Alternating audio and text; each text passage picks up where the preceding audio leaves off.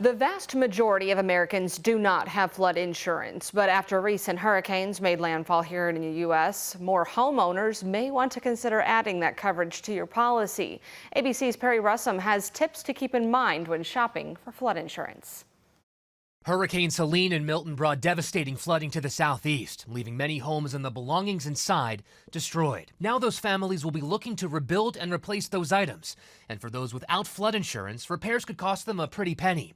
FEMA says up to $25,000 for just 1 inch of floodwater. A lot of people that are at risk of flooding do not currently have flood insurance coverage. Most homeowners insurance does not cover flood damage. Across the country, only 4% of homeowners have flood insurance, according to FEMA. If you're in the market for a flood insurance policy, NerdWallet's Kimberly Palmer says it's not cheap. It's pretty expensive. So on average, it costs just over $800 a year. So it's something to consider in the overall cost of your homeowner's policies. The government has a national flood insurance program, and you can also get it from private insurers. Palmer says you'll want to shop around for the best offer that's right for you. So you want to go to a comparison website, type in your information, because flood insurance rates are so individual and based on where you live, the characteristics of your house. You can enter that information and get some personalized quotes just so you have an idea of what you can expect to pay, and then you can read all the fine print and really understand what's covered and what's not covered. And consider taking a few preventative steps around your home to get the lowest rate possible.